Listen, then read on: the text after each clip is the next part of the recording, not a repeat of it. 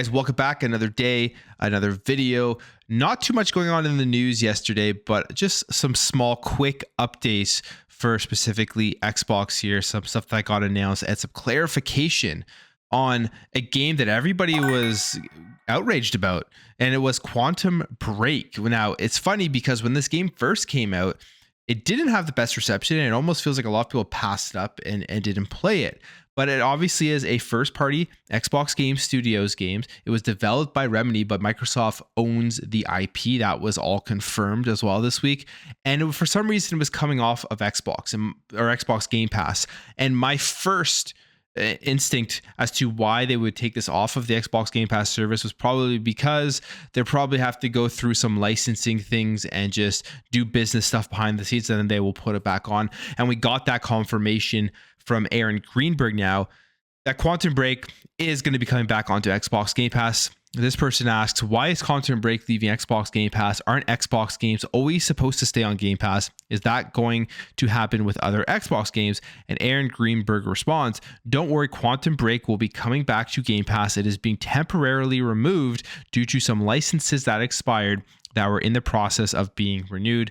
We'll let you know as soon as it is back. And I mean, there it is. That's the reason, a very logical reason, very common sense reason as to why they would be taking it off.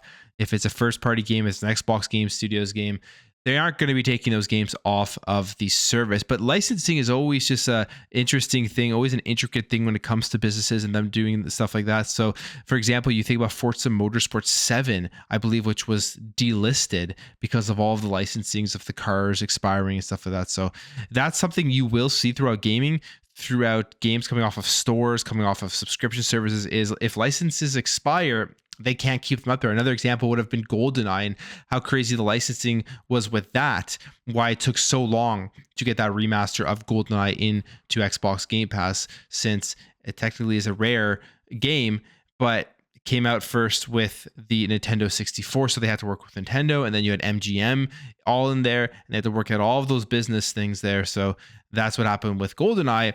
I guess we're seeing something similar here with Quantum Break, and hopefully it will be back sooner rather than later. But if you don't want to wait for it to get to Game Pass, it is like $7 right now to just pick up and buy on the Xbox. Or I bought it just to make sure that it doesn't go away, that I will have it. And if it does go off Game Pass again for licensing reasons, I'll still be able to go ahead and play it for. So for $7, it really is a no-brainer. But luckily, it will be making its way back, and I'm sure people will have lots of games to play before Quantum Break comes back onto Game Pass, because the year so far has been incredible with game releases. Now we have a new feature coming over to the Xbox dashboard, which is a cool feature, and it is adding new friends and community updates section. It says here, so from the Xbox team specifically, they say, you will be able to see achievements, game clips, screenshots, and text posts from your friends, official clubs, or games that you follow.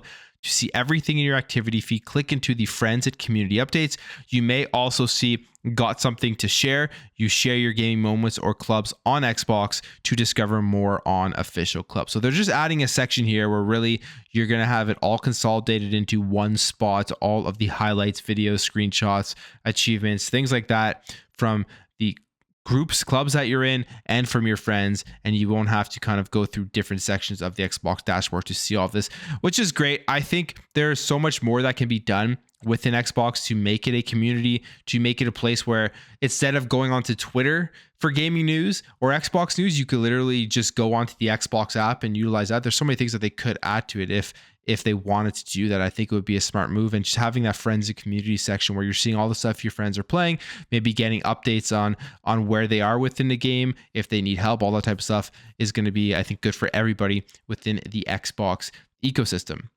And then finally, we got an announcement here for the next Xbox Game Pass games, and it's a decent drop of games. Actually, I think it's a very good drop of games, even though it isn't a ton of them.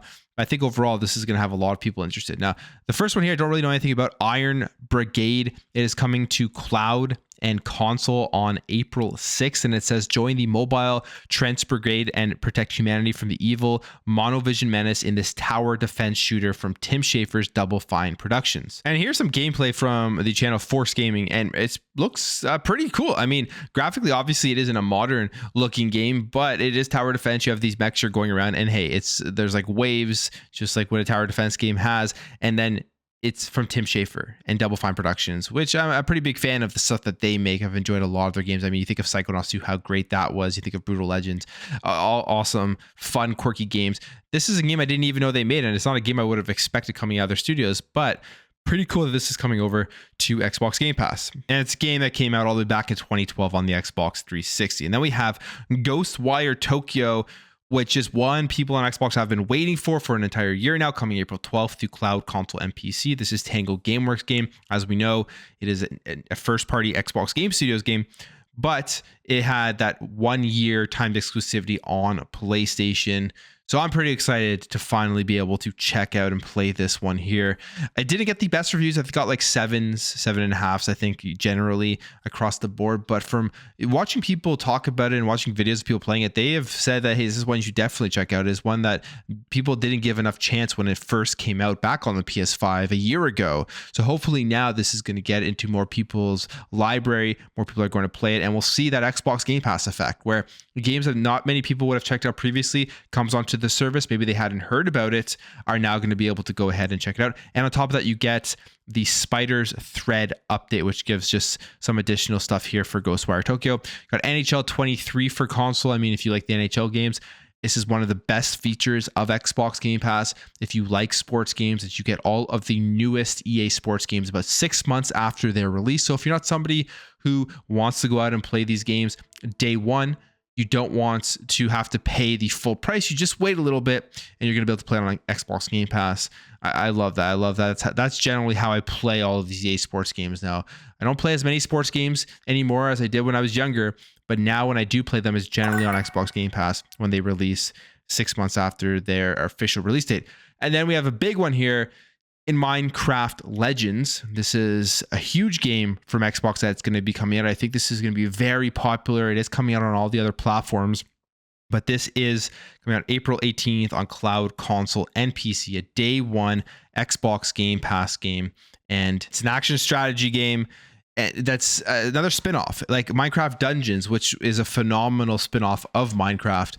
And I think Minecraft Legends is shaping up to be another one of those big hits. And then finally, Loop Hero, which I've heard a lot of good things about Loop Hero and is coming to console and PC. It actually is available right now. And here's just some gameplay. You can see kind of how it is. It is like a dungeon crawling, endless RPG, a roguelite style of game where you're going through and fighting through your enemies and upgrading your character, all of that stuff there, which I've heard good things about it. So if you're interested in that style of game, definitely should be one you should consider checking out. So those are the announcements from Xbox Game Pass for the first half of April.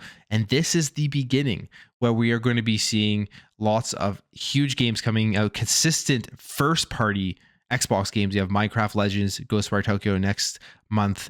There is Redfall, and then there's still Starfield to come and Forza Motorsport, which again, just massive games coming this year to Game Pass. And we've already seen amazing third-party games drop in previous months. We're getting our first taste here of the big first-party stuff. But I'm going to leave that there, guys. If you enjoyed this video, hit that thumbs up. If you're new here, hit that subscribe, and I'll catch you guys in the next video.